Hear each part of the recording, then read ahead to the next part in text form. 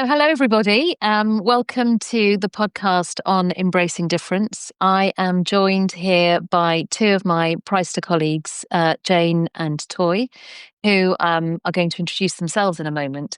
But this podcast is really an opportunity to delve into the Embracing Difference Insight Guide that Jane and Toy pulled together.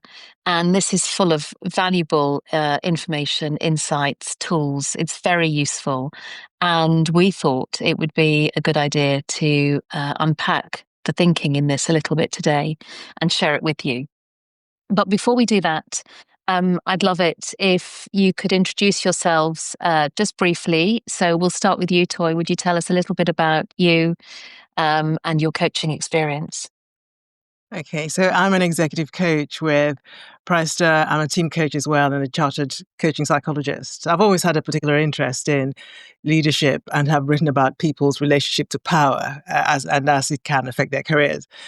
I've written about dynamics and authority in the boardroom and spoken about the accelerating pace of development and of leaders and how they need to meet that complexity in our workplaces. For example, by embracing difference. So that's me in a nutshell. Lovely. Thanks so much, Toy. And Jane, what about you? Tell us a little bit about your coaching. Yes, thank you. I've been working as an executive coach for over 20 years now, which has been an interesting journey as it's grown and developed as a profession. I live and work in Spain.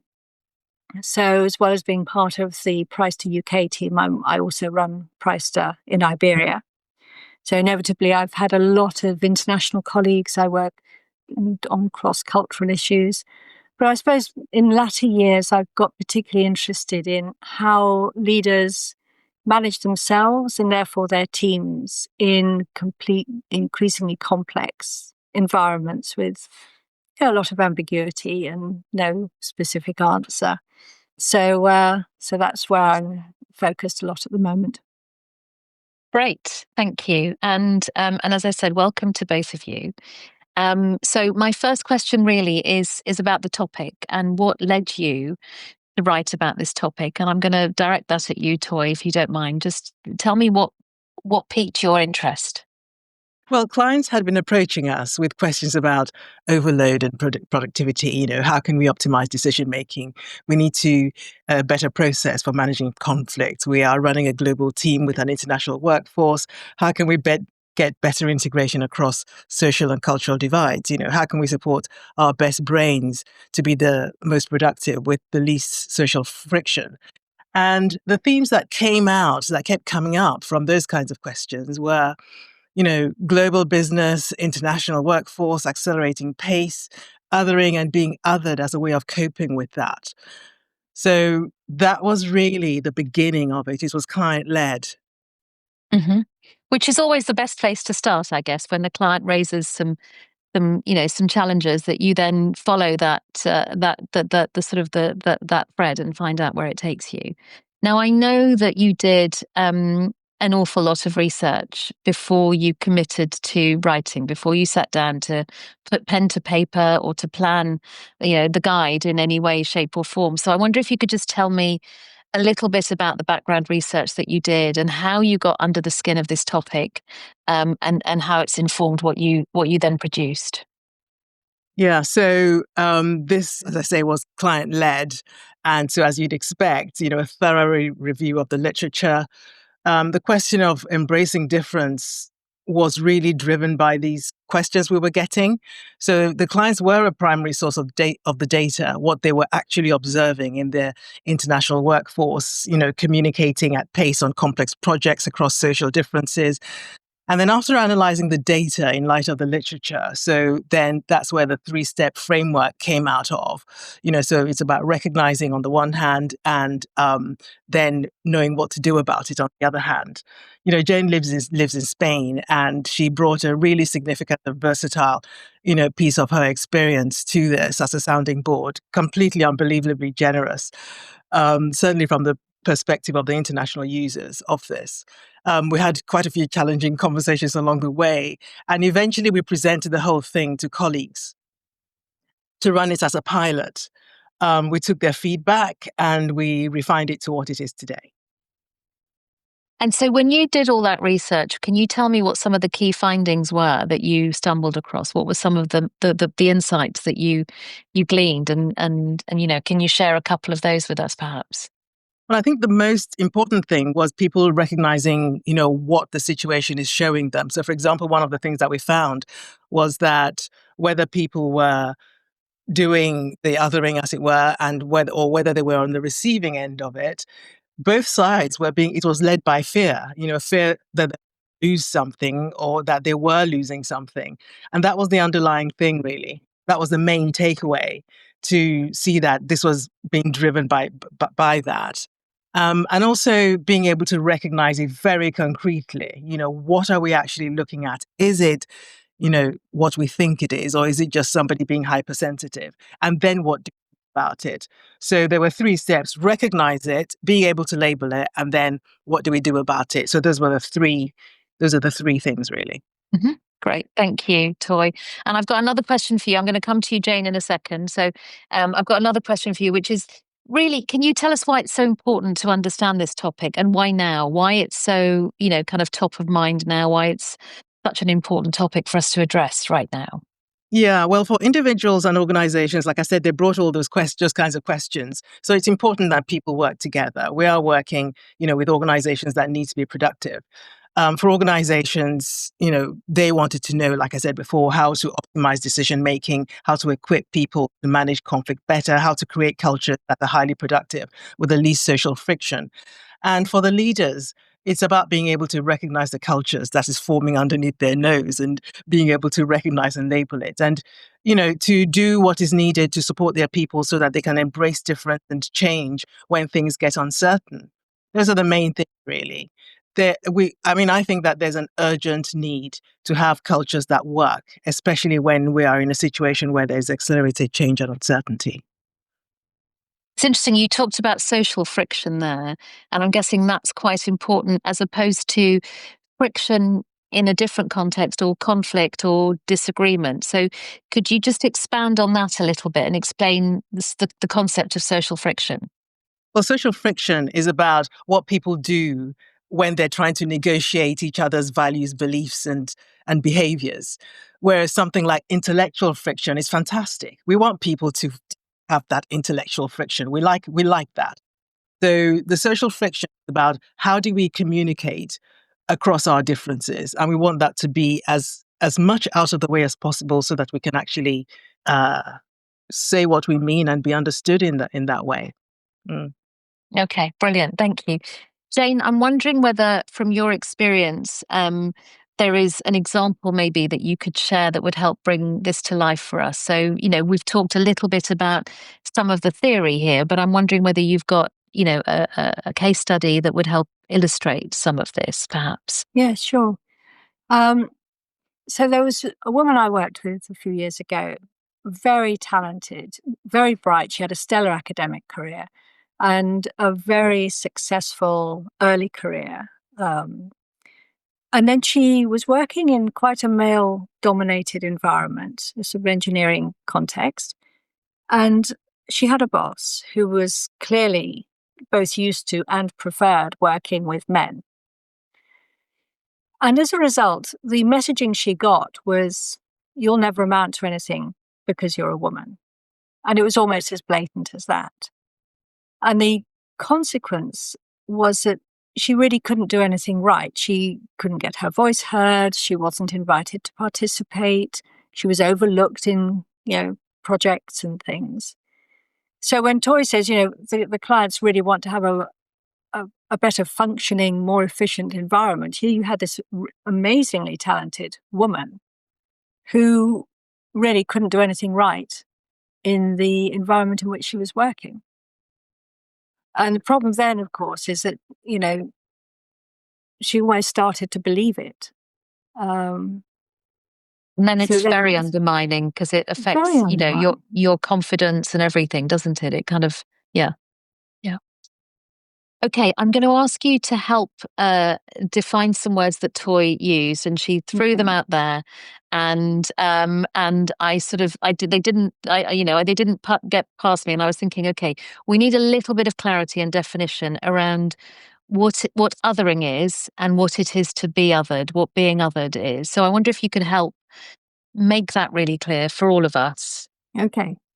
So the way that we've used this language is that somebody who is othering is the person who is demonstrating the behavior towards somebody else that is making them feel excluded because of their difference. So they would be othering. The person being othered is like the client I've just described, who is on the receiving end of these behaviors. Now, it's interesting because I remember we did an exercise as coaches when we were together where the question I think you posed to us is, have you ever been part of a group that you didn't really feel part of? And I think that's such a brilliant question because we can all remember whether it's, part of a team at work, or it could be a sports team, or it could be in a social situation or whatever. We've all felt sort of out of place, like we don't belong, like we don't fit in. So that's the kind of thing that we're alluding to, that feeling that I'm not meant to be here. Is that right? Absolutely. Or I'm not part of this. Yes. And when it's something that we're talking about, dealing with specifically through this 3-stage framework, it's where it's a very deliberate set of behaviors persistently demonstrated, which are making somebody feel that because of the difference that they represent in that particular group. So, you'll remember, Vonnie, when we did these exercises, people came up with all sorts of elements of themselves that made them different in a particular context. So it can be many things, but the end result is that somebody is not able to contribute. They're being held back because of these persistent behaviors that are deliberate. They're deliberately trying to harm somebody else or limit their ability to perform in their role. And so I guess, you were talking about the fact that this is kind of an ongoing behavior. How can we recognize those patterns that sort of reinforce othering or being othered? What is it that might give us an indication that it's that versus, again, Toy mentioned hypersensitivity. So how do we separate those two things? And it's important to separate them. So some of the things that you might notice where somebody is being othered would be they're being ignored. They're being deliberately excluded from conversations, projects, meetings, whatever. Their contribution is minimized. It may be that when they say something, it's ignored, but somebody else can say exactly the same thing, and it's sort of leapt on with great enthusiasm. You'll get a misuse of humor sometimes, and then it's, they can't take a joke and all this. But we all recognize when something isn't really a joke, when there's an edge to it. So they can be on the receiving end of that. There can be great generalizations based on a particular group. And that can be everything from got the wrong accent, you come from a particular cultural group, it can be religious groups, anything like that. You can have gone to the wrong school. We all know that those groups are there, and that generalization can be used to highlight difference and therefore be the point of the lightning rod going in, if you like. So those would be some of the things that you'd notice. So it can be the way you speak or anything like that that can single you out as different or whatever. And for that, for whatever reason, makes you less credible or less, likely to be heard or included in something. Very much so, because people will associate wrongly generalized sort of behaviors around a particular accent. And when might it be oversensitivity? So when might it be, almost that I'm bringing my own, kind of prejudices to this or something like that? When might that be the case? I think one of the big differences there is that somebody is it's not that people are deliberately targeting them, but rather that they are taking a lot of different normal rough and tumble in normal life and making more of it because they're not able to cope with it. So it's not a deliberate set of behaviors targeted at them. That would be an indicator. They get upset about more things than one particular. I think or lack of confidence, so they don't put themselves forward enough. We know these are all things that need to be supported. But it's not othering. Okay. And you talk in the guide about the inevitable paradox. Is that the thing? Is that the sort of the balance that you need to understand the between hypersensitivity and othering? Is that the meaning behind that? No, the inevitable paradox is about intention, actually. Right. Because what we also noticed is, and we had an example of one person who came from a particular cultural group in this case, who really wanted to reach out and build a bridge between somebody from another social group where there was quite a lot of tension. And so their intention was really good. But the other person was horrified and absolutely rejected out of hand the overture and was quite offended by it. So the paradox is that there are behaviors which can appear to be othering if they're perceived in that way. But you have to look at intention as well. Okay. Because in this case, the intention was really good, but it was misconstrued or rejected, whatever. Yeah. And so as a leader, what can you do if you observe these behaviors happening around you? I know Toy referenced the cultures that we, kind of work in and exist in. So as a leader, what's your role in this, assuming that you're not in the mix and actually part of this? Toy, would you like to answer that? Well, what the leader can do is to listen to both sides and so that both sides are heard. That's a really important thing that they can do. And I suppose just try and support the individuals as best they can. I mean, I do think that once they've decided that othering is in fact happening or not happening, that they can have one of the three types of conversations that we've talked about, which is about exploring what the beliefs are, and so on. Yeah. Great. Okay. And Toy, do you have any examples maybe where it isn't quite clear if a person's being hypersensitive or whether maybe othering is going on? Have you got any kind of, again, an example that you could illustrate that for us with? Well, there was a fellow called James who grew up. I'll just say that he was a white male and grew up in social housing estates, which was pretty much a new area where education was discouraged and there was a lot of crime as well. But he made his way through a variety of social mobility schemes and he learned to use cutlery. I know it sounds basic, but yes, he did learn to use cutlery and play golf. And he is now the chief investment officer. Now, of course, he didn't get rid of his accent, and he was keenly aware that when he spoke differently from his colleagues, and he also thought in a different way from his colleagues.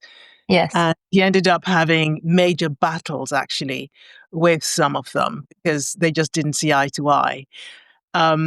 So one of the questions there was, is that him being hypersensitive, or was it were they being fair to him? So rather than focusing on the discussion, which was a discussion of how should the policy work, they were teasing about his accent and claiming that his closest friends were probably drug dealers and criminals. I mean, really. I mean, some people would laugh that off, but for him, it was a big deal. And so when he protested, they went even harder and accused him, of not having a sense of humor, the usual thing that we see. And then he withdrew. So the question there question for his boss was, is James being hypersensitive, or is he just suffering from a lack of confidence, or should he be able to take this rough and tumble, this banter? And so that was a bit of a gray area, what to do about it. And so that would be an example of, is it a gray area? Is this happening or not? And I think that looking at the intention and looking into the person's the background of both sides, actually, both James and the team, was what happened in the end. Now, I don't know whether this is relevant or not, but I tell my children when we're referring to, is it a joke or is it not a joke? I always say to them, it's only funny if we all find it funny. And I don't know whether that applies in this situation as well, because, that thing about banter and we're just joking and so on and so forth, it can be one-sided funny, but it's not funny on the other side. So I suppose you always have to think about that. Is the person receiving the joke finding it as amusing as the person who's delivering it? Yeah, absolutely. So one thing, actually, Jane, that you didn't talk about there was claiming granting.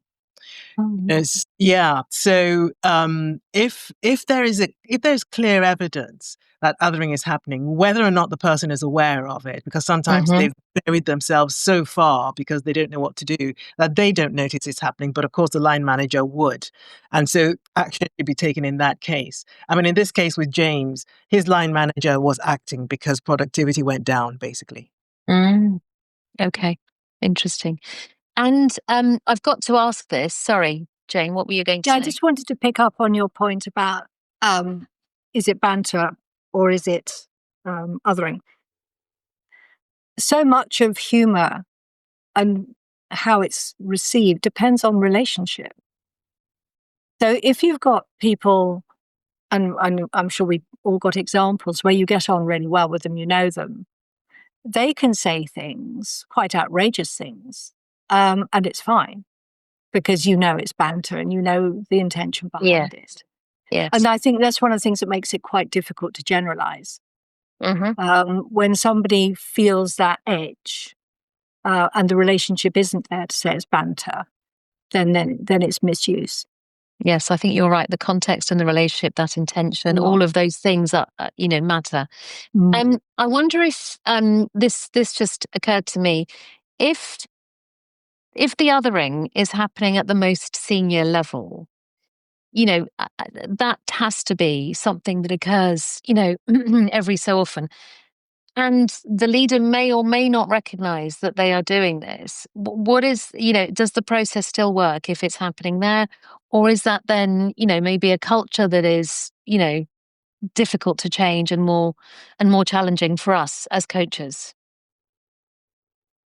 So there was a situation pretty similar to what you're saying there, where this was happening in a senior way, where this was a large individual who was married to a Black woman and thought that because he was married to a Black woman, he could then say all sorts of things to other Black and brown people in his office, which of course didn't go down at all well. And so I think part of it is if the individual has then been informed that actually, you might think it's funny, but actually, as you said before, when you're talking with your children, if we don't all find it funny, then it's not funny. So, if people are saying, actually, this isn't working for us, and they are carrying on regardless, then I think that is something that needs to be looked at. Okay, great. Thank you. Now, you've talked a few times about the 3-step framework, and that's what came out of the research. I'm not going to ask you to go through that, but it's useful that you've found, a fairly simple process that we can follow, and we can work with our clients through that framework and help them and take them through it. So I wonder if you could maybe just tell me about, some of the key steps along the way. You've said the first thing really is that leaders should recognize it. That's the first thing. What then happens? How do we get under the skin of what's actually going on? What is it that we do as coaches to help our clients get beyond these situations? Well, once we know that othering or being other is in fact happening, then we look at what is actually driving those behaviors and need to do that. So we look at the beliefs, the person's beliefs and their relationship to whatever the beliefs are. So in the case of James, for example, we looked at his beliefs and his relation to power and conflict. Right. So that was quite an important one for him because that was one of his key beliefs. then after having a look at identifying what the key belief is, we then look at, well, if this isn't working, then clearly you've either got to, it might, it's something that as coaches we call blind spots, or we call areas that people need to grow into, for example, or is that underdeveloped area. And so, do you want to begin to look at that? And if the person wants to, then the next stage is actually what kind of tools and exercises and conversations can they have to enable them to make that an easier process. Because let's not forget that when somebody is separating from something that they've believed in all their life, they might have a sense of feeling disloyal, if you like, to the place where they learned all of those beliefs and behaviors. And there might be a sense of disloyalty there. So we work with that and, enable that to just be an easier process for them. And then so carry on, please. I was going to say, and is there a sense of loss then, in a way, around some of the beliefs that you're letting go of? Absolutely. There is absolutely a sense of loss. And we visit that sense of loss and find out what it is that they lost, when that event happened. What did they leave behind in that place? And then, we work on it to sort of bring it up to date in the current time, so that loss is not a loss, but, I grew as a result of this, of this thing, so yeah. So it's a growing process of letting go to something that is no longer useful or seeing it in a different way. The third part of it is where they've done that, they've seen the belief. So James saw that his key belief that was holding him to do those behaviors was, and his team actually, was his relationship to power and conflict, how he dealt with conflict as well is here. And so then he let go and, was able to do that very well. And then the third one is he now needs to go back to his teammates. He needs to go back to the place that he lived and come up with this new, updated, future-focused person. And so the third bit is about and helping them to transition and integrate, this new, part that they've brought with them, what they lost and left behind that they've now brought with them and taking it, back into their membership groups, their updated things. So those are the three steps, exploring, separating, and then integrating back into their normal social environments. In this case, I'll say in this case, with James, the team as a whole also went through a similar journey. They looked at their beliefs and reassessed them and left the ones behind that were no longer useful for them. And I'm guessing that working on both parties is the way to do this. You can't work with one without the other. You have to do both sides, or is that not always the case? I think it's not always the case. So with the example I shared earlier, I worked with Anita, and I was helping her to go through this process, actually. What is it she believed, and how did she actually find the evidence in herself that wasn't true, the claiming, granting that Tori was talking about. And she was able to move through that once she had sort of reestablished herself as the professional she was. So we didn't work at all with the leader. But there are times when, yes, when you do both, it's very important to do both if the leader's willing to do so. But if he's not or she's not, then that's an issue for the organisation, and that's where they have to decide what sort of culture they're prepared to put up with. Yeah, brilliant. Thank you both. So we're coming to the end-ish, getting close to that, and I just wondered if you could summarise for me the key takeaways from embracing difference. So Jane, I wonder if you could give me a sort of, what would you, if you were trying to explain this to somebody, what would you tell them about it? I think it's recognise that this exists, that it's an important issue to address when you find it. There are some indicators in there as to what to notice, what to look for, and how to tackle that. There are the 3 stages. And it's important for the organisation as well as the individual that these issues are addressed. Fantastic. Toy, have you got anything you want to add? The only thing that I would add there would be that we are in an environment, have been for a few years, where the pace is accelerating, and it is really creating issues. It's creating a lot of uncertainty and so on, and accelerating, warping, if you like, in many ways. And so it is important, all of those things that Jane said, and just to recognize what is happening, recognize the context, and recognize what they're looking at, look at the lists, be able to identify, whether othering or being othered is happening, and then know what to do in terms of the framework. Mm-hmm. And you've both given us lots of lovely case studies and illustrations, so we've got a good idea of how these things are brought to life. I'm wondering, when do you know, as a leader or as a team, when it's a good idea to bring a coach in to help navigate these types of situations in your teams?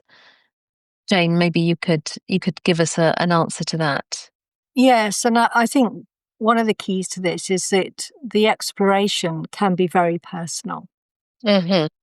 And you're asking somebody to really look at their own background, their own family, upbringing, social context, and dig deep into where some of these beliefs come from, where they feel vulnerable.